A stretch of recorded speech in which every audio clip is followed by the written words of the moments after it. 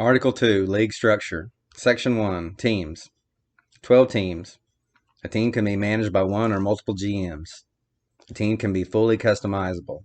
Section 2, Conferences. 12 teams divided into 2 conferences, 6 teams per conference.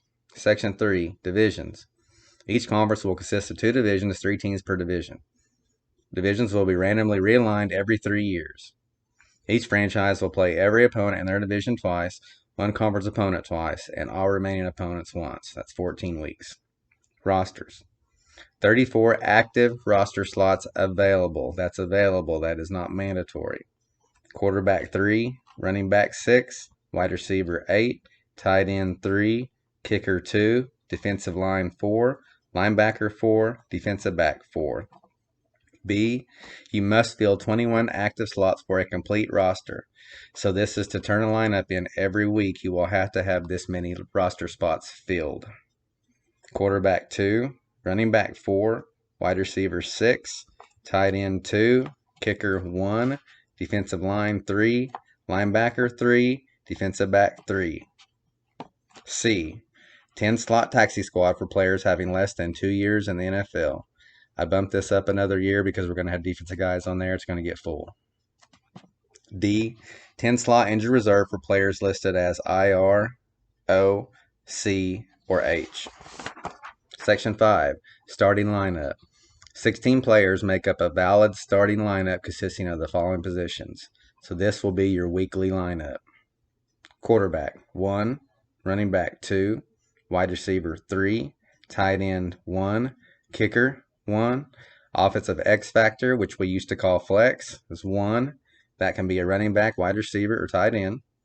Defensive line 2, linebacker 2, defensive back 2, defensive X factor, which is a defensive flex 1. That can be a defensive tackle, defensive end, inside linebacker, outside linebacker, cornerback, free safety, or strong safety. Section 6, IDP positions. This is where I explain who can be in any position. A, defensive lineman, is a DL, may be either or a combination of defensive tackle or defensive end. You can have one of the same or an option. B, linebacker, LB, may either be or a combination of ILB or OLB. So 2 of the same or 1 of each, same as the defensive tackle, defensive end. C, defensive back, DB, may be either or a combination of cornerback, free safety, or strong safety. Same thing, any combination. D, edge is defined by defensive scheme and will not be acknowledged in our league. It's just not. I don't know why, other than each team calls their edge something different.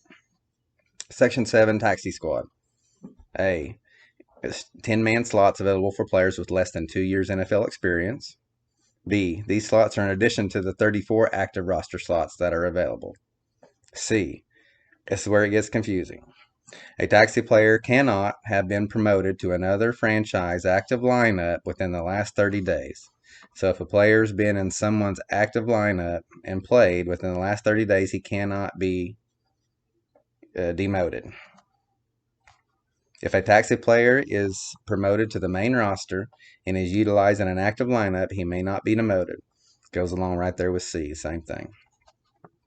E, if a taxi player is promoted to the main roster but has not been utilized in an active lineup, he may be demoted, but not for 30 days. So if he's been on somebody's main roster but he has not actually played, he can be demoted, but you have to wait 30 days after you get him. F, a taxi player may be promoted at any time. So if he's on your taxi squad, he can come up at any time. It's pretty self-explanatory. G, players with less than 2 years experience acquired from the player pool. This is the waiver wire, what we call the waiver wire. They may be demoted to the taxi squad if they have not been utilized in an active lineup or been promoted at another franchise within the last 30 days. So your C, D, and E still apply to players on the waiver wire.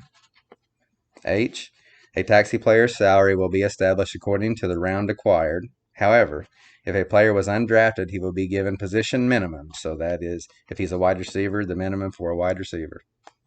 Or if acquired by free agency, his salary will be established by the terms of the agreement. So if you got him a free agency from somebody else, His salary in years is whatever it was in your deal you made with that other owner. I, a taxi player's salary will increase by 25% yearly. So if you keep a rookie on the taxi squad and you keep him on there the second year, his salary is just going to go up 25%. It's that simple. J, a taxi player's salary will not count towards the cap.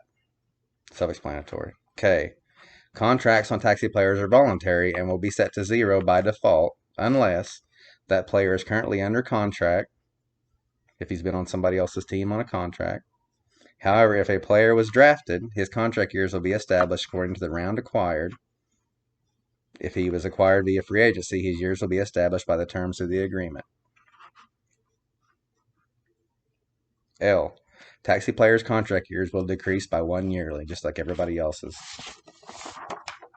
M, taxi players may be cut without penalty, the exception being players that are under contract.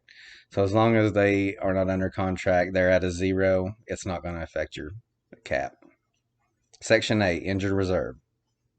10-man slots available for players with an official injury designation of IR, O for out, C for COVID, or H for holdout.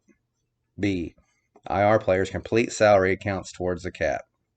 C, trading of IR players is allowed. D, each GM will be responsible for managing their own injured reserve.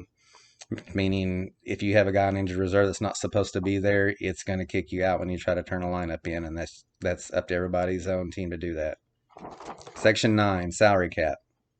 A, King Dynasty Football League salary cap is set at $350 million. B, the first day of week 1 through our Super Bowl, salary cap will become hard, meaning there is 0 tolerance and a GM will be unable to submit lineups until the franchise is back under cap. From the day of league open to the beginning of week 1, there will be a soft cap, meaning a franchise will be allowed to exceed the cap. This allows us to go through free agency and signing free agents without danger of going over the cap and getting penalized. C, league salary will be analyzed yearly for continued competitive play. Meaning, if we find out that this isn't enough money this year to accommodate the defensive players and offensive players, we'll bump it up. If we see that it's too much and everybody's having too easy of a time getting free agents, then we'll shrink it. Lots of things we can do there. It's always going to be evaluated, and we're always looking for input from everybody. D, if a franchise is in violation of the hard cap, the GM must manage players to get the team under the cap. Just self-explanatory. It's up to everybody to do their own work.